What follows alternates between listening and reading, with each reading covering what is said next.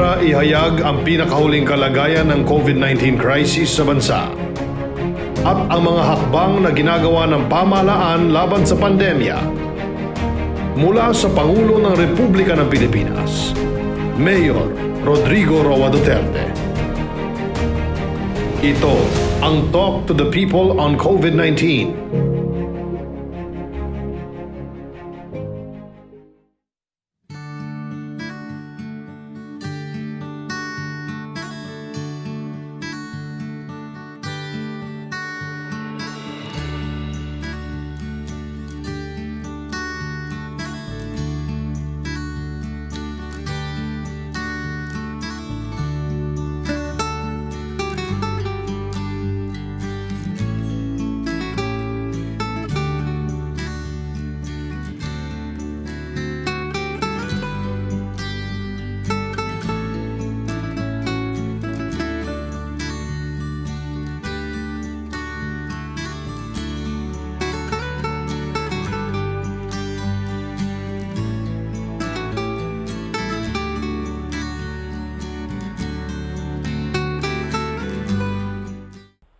Balik na muna tayo dito so that the barangays are put on notice na itong barangay health emergency response teams are present in all, practically in all barangays.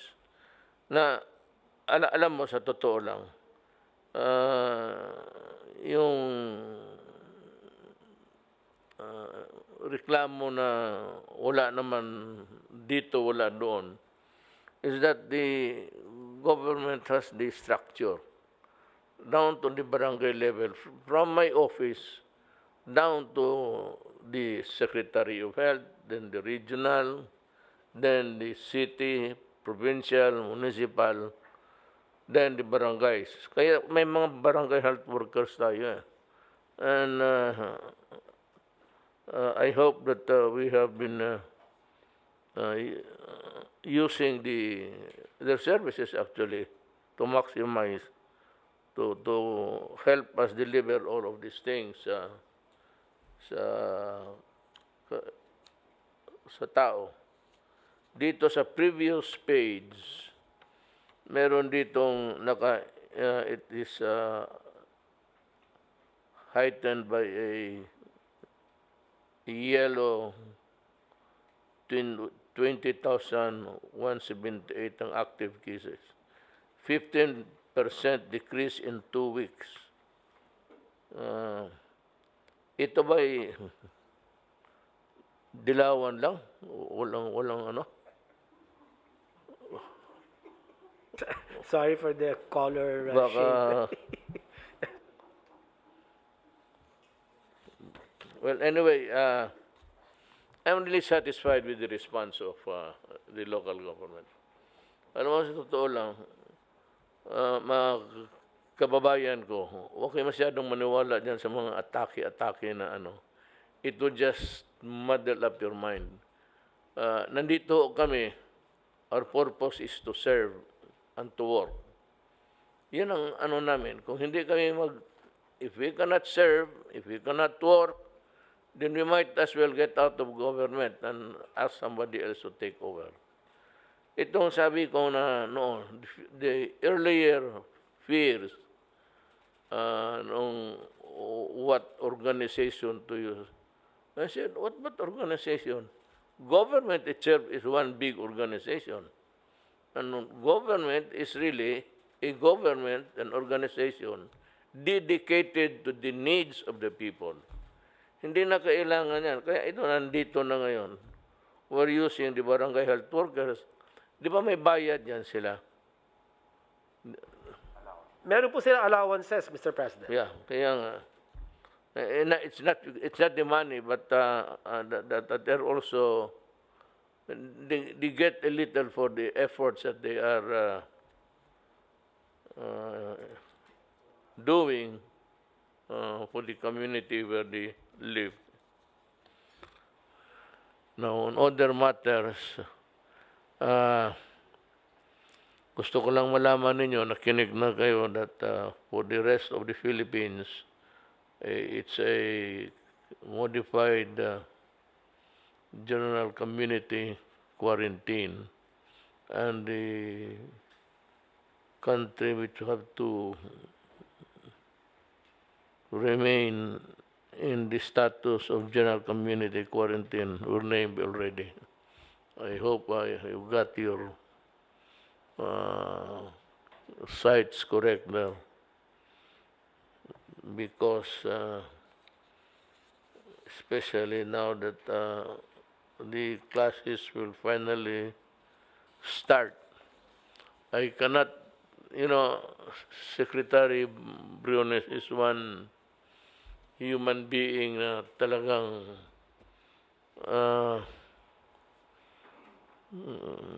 she can be adamant at times, but always insistent that even with this pandemic evolving in front of us, that education should not be put aside or just pushed in one corner. Para sa kanya, the way I say it is that you fight your COVID-19 and I will do my own thing. So we have to, make some adjustments here to address everybody's concern, since it is her worry, the education. So let's give it to her, as long as the students are protected. Now, with the classes going to start, our students now will rely heavily on the use of electronics. I cannot discuss the specific gadgets because talagang ignorante ako dyan. I must confess. But the eternal complaint ever since telco came into being, it has been the agony of the Filipino people. Why until now, ang telcos natin is very poor. Far and wide in between the years of its introduction, ang telco from the beginning, or the telcos, right from the beginning, were already being complained of as not delivering the money's worth of the people. I don't know how to go about this, but I just appeal to yung mga telecommunications to, can you do a better job? Is there life after this kind of service that you are delivering to the public? Kasi kung kaya ko lang na mag-isang salita nandiyan na kaagad, matagal na itong tapos itong problema ng Pilipinas. And even in the matter of, sometimes the operations or expansion of telcos are hindered by the so many requirements from the barangays down, and ito namang community. Well, of course, you have every right. Every citizen has the right to air his grievance. But maniwala kayo, wala naman itong talagang let the telcos do their job, allow them to build the structures, towers, if you may, para naman ma-improve nila. It's a chicken and egg thing, which comes first. So your cooperation or the seal of the telcos to do better. Yung iba, Well, for one reason or another, hindi naman lahat, medyo, and of course, most of the mayors are good. I am not referring to them. I'm referring sometimes to the locals, barangay, making it hard for the telcos to improve. So andyan sa dalawa, ako kung sa akin lang, kung madiretso ko ito. But one thing is, in the coming days, we have to talk about this. We have to talk about this seriously, actually. This has been bugging the country for so long. It pisses me off to no end, really, to be discussing this telcos. Because ang karamihan, walang service dito, walang service doon. I said the chicken or egg thing. Whether it's because of the absence of the towers, they are not allowed to build or erected, or itong walang kapasidad itong telcos to invest more. Kung ako lang ang masunod na alam mo, Congress, I appeal again to Congress. I cannot fight corruption. I cannot find an answer for. I forgot that. It was in my. It was within a gray matter between my ears. How to move people who are almost resistant to finding fault and resisting moves of government to improve. Wala eh. Bara-bara. So Congress might want to enact legislation. It's not. It has not been done for the not in the Philippines. It's only done in parliamentary countries, where the Prime Minister is grilled during the question hour. But I want to Congress to know that I'm ready to appear there in Congress and discuss with them. But they should allow me to talk first, then discuss how we can cut corruption, simplify the ease of doing business, has some recommendations, almost radical. But I will try to begin tomorrow shaking the tree sa PhilHealth. Bala ko mag-reorganize and impose upon them a single line of authority. No more so many, wala namang iba dyan eh. There are so many tables there in an office, hindi lang PhilHealth, na who can do the work, who can process the papers, without really having a discretion whether or not he should be hanging on it, sitting on it. Wala eh, basta kanila, magdaan sa kanila na hindi naman kailangan. Kung dadaan man, if at all, that the papers will pass their desk, that they have no discretions at all. So, ang sabi ko sa Congress, limitahan natin. 3 days. That's enough. I'm sure. Otherwise, you guys are not doing your work.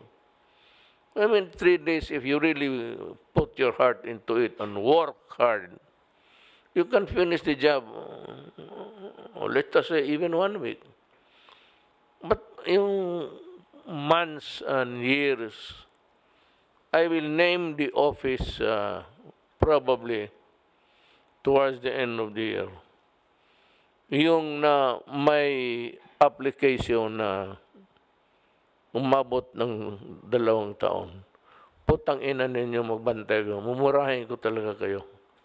I will name you in public and put you to shame that I am suspecting that you are waiting for some renumeration that is not due you and you are not doing anything. Naghihintay ka lang ng pera.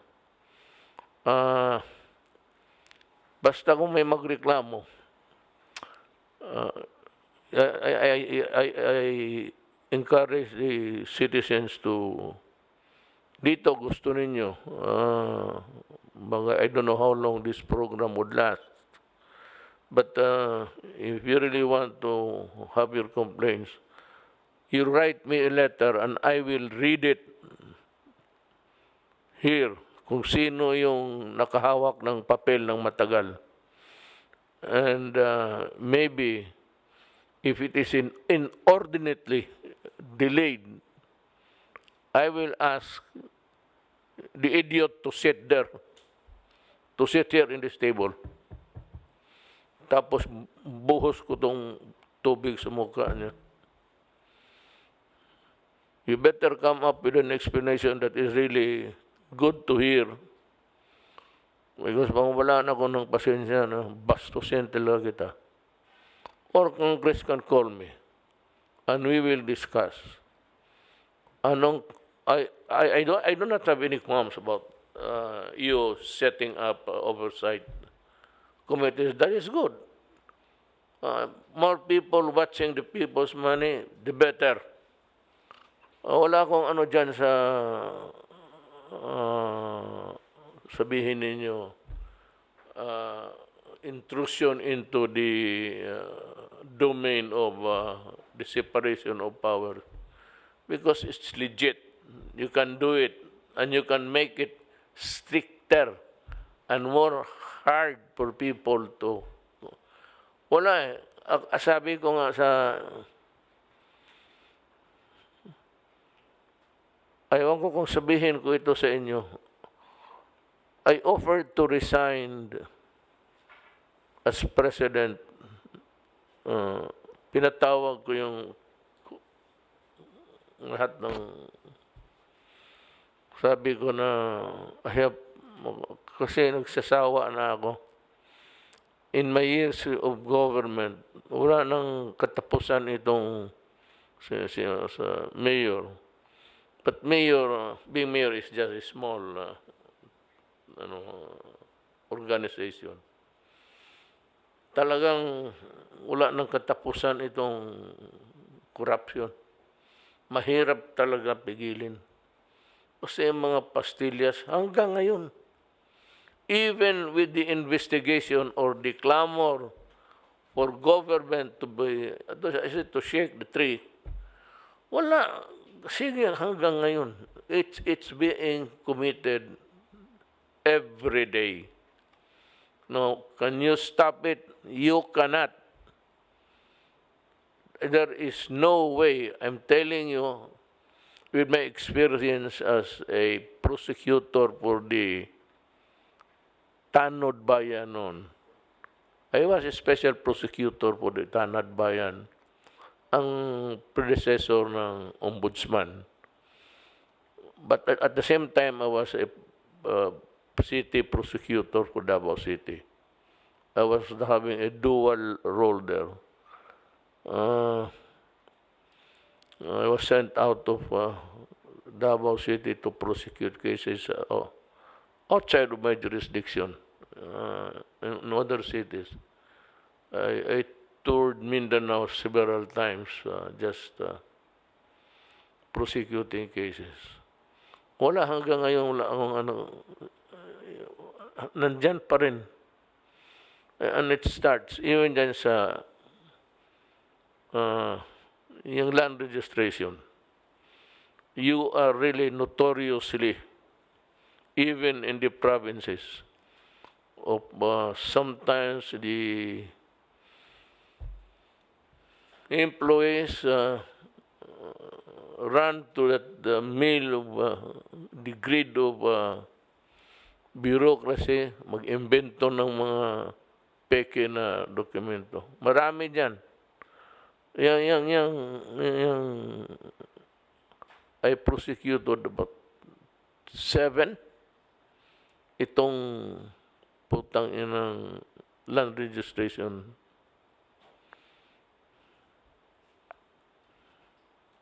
In fairness to Secretary Guevara, he was not yet around at that time. Bago lang yan siya ngayon. But sa munting lupa, ganon rin. Alam mo, panoorin nyo yung sine. Netflix. If you do not have it, find your neighbor that has one connection with the internet. What is really appalling, I cannot seem to fathom, hindi ko maabot ang rason, why the drug syndicates of almost all over the world is run by people who are in prison. Kagaya ng Amerika, gano'n, di mafia. Itong dito sa Pilipinas, yun, galing dito.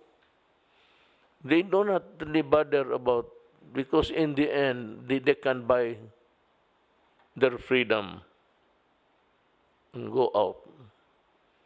Hindi sila not so concerned of how many tonelada ang...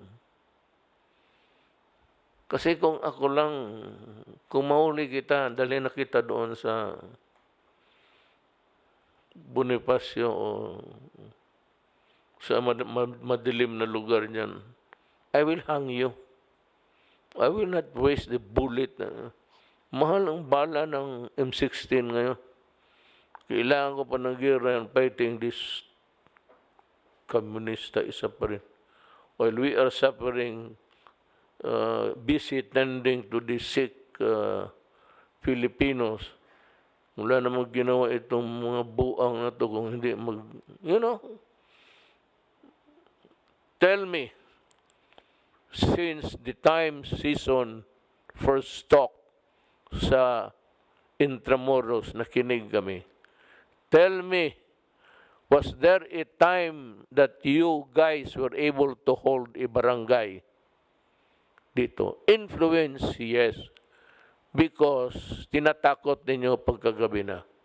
Pero magsabi, physically occupy a town, even a barangay, the smallest, and proclaim independence or belligerency. Tell me, kayong mga Pilipino, kayong pumapasok pa, putang ina ninyo, mamamatay na lang kayo, iniiwan ninyo pamilya ninyo. Kaya ako nagalit nung sabi ko nga itong mga babae na ito, that led to that cry for women's Bisaya yan. It's an idiom sa Bisaya, yung mga ganon, yung mo,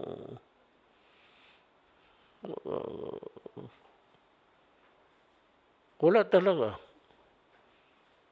Puro patay, hindi na nakikita ng nanay pati tatay.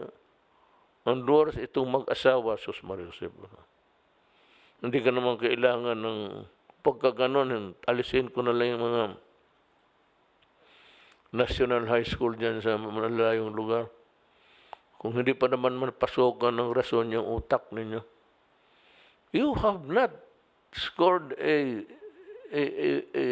victory. Itong PhilHealth, I'm going to propose to Congress to abolish kung i-privatize mo naman, Sus Maria Josep, walang pera, sino insurance mo? Kung sabihin ng mga kapitalista sa insurance, kami ang magbayad, pero wala kayong pundo. That is why we're selling properties.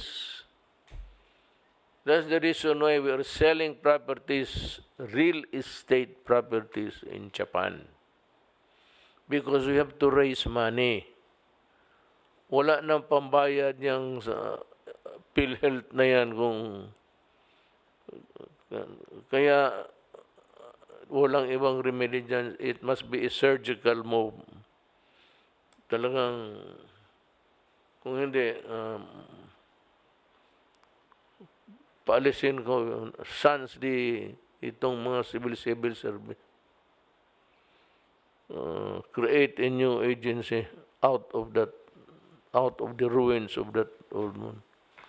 Hindi na pwede, Secretary Doge. Hindi na pwede na itong mga tao na ito, they're already entrenched na. Walang mayari. Talagang either I'm going to revamp, consider everybody resign there. And if there is a structure, we can slowly, and yung disband yung ibang just a simple, I mean, as simple as it could ever be. That's what I mean. So yun those are my thoughts, mga kababayan. If I offended you with bad words, sabi ng pare, bad words. Kasi kami noon, ewan ko, marami nang namatay sa classmate ko. Kaya pa si Dominguez. So, kababata ko yan. Noon mo, sa eskwela, sa Ateneo, during our time, if you are heard or caught speaking in the vernacular, jogging ka tawag. Jogging is 1,000 words after school. You are detained there. I will not talk, and I will always talk in English. Maski na pabaluktot ka pa English ka dyan, kailangan English ka. I don't know if it has improved my character or not. Lahat kami noon yung makapagsalita ng ngayon yan, gawin mo sa akin, deport kita. Why should I not talk in the vernacular? This is my country. You have to teach me another way of doing it, but not as a sort of a punishment just because I'm talking in Visayan.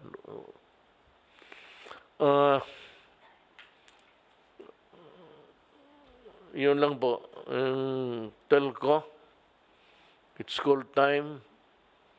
About a good percentage of our studentry are really dependent already on itong mga Facebook, and whatever learning that they could get from there.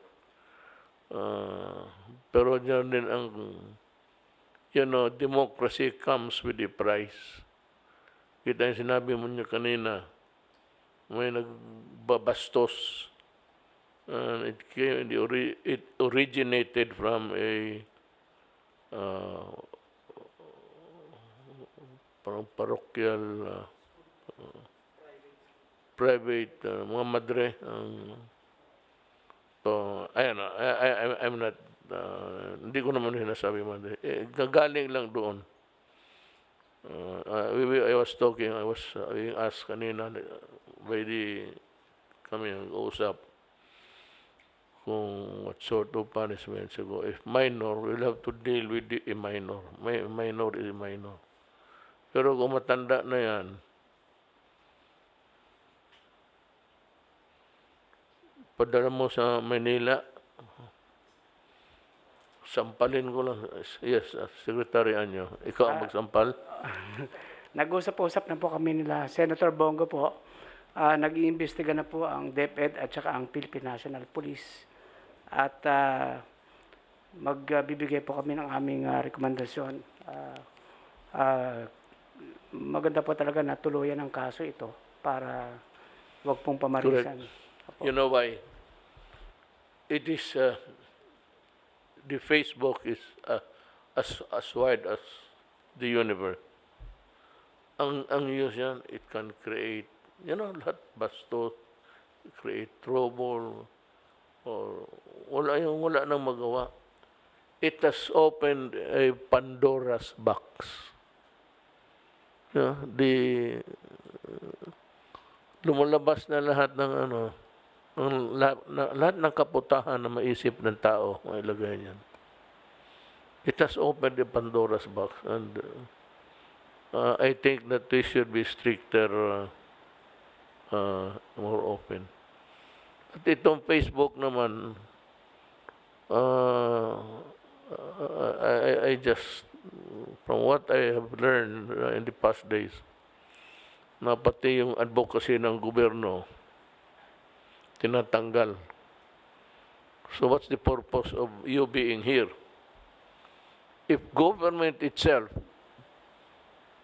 Facebook, listen to me, we allow you to operate here, hoping that you could help us also. Now, if government cannot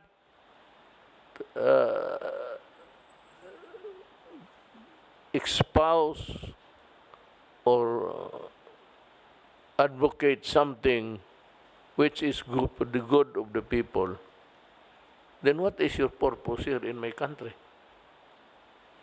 Tapos yung left, ini-encourage kayo, then you believe in the left, and to the point of almost make a sweeping move to yung sa health, website ng health, military, we're fighting a war. Facebook, insurgency is about overturning government. What would be the point? I said before, in my eyes, what would be the point of allowing you to continue if you cannot help us?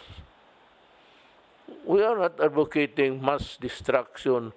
We are not advocating mass massacre. It's a fight of ideas. And apparently, from the drift of your statement or your position is that it cannot be used as a platform for anything. It's so convoluted, I cannot understand it. But ito na lang, tell me kung bakit hindi ko magamit para sa kapakanan ng taong bayan. If government cannot use it for the good of the people, then we have to talk. We have to talk sense. If we are promoting the cause of the rebellion, which is already, which was already here before you came, and so many thousands of my soldiers and civilians dying, then if you cannot reconcile the idea of what your purpose is or was, then we have to talk. I don't know what I will do, but we have to talk. Hindi pwede na, you cannot lay down a policy for my government. I allow you to operate here. You cannot bar or prevent me from espousing the objectives of government. No government in this wide world espouses killing or execution or whatnot. But you know that there is a left there. The left is the National Democratic Front. And that's then you have the New People's Army as an organ of that. So, kung hindi tayo magkaintindihan dyan, mag-usap tayo uli.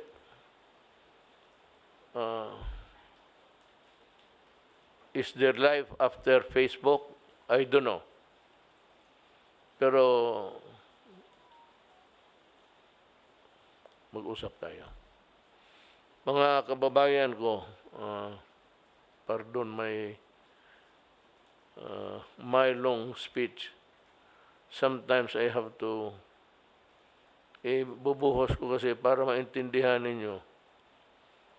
Kasi kung hindi tayo mag-intindihan itong Facebook na to, I really do not know. But my job is to protect government interest. It's not even anybody's job. Akin yan. To protect government interest always.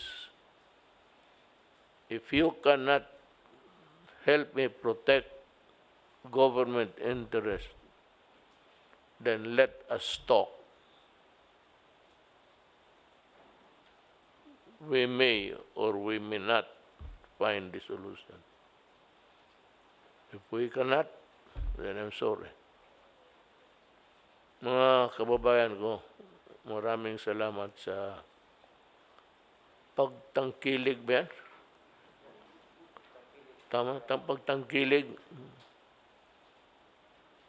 Bisaya ang kilid is side by side. Pagtangkilig sa amin dito.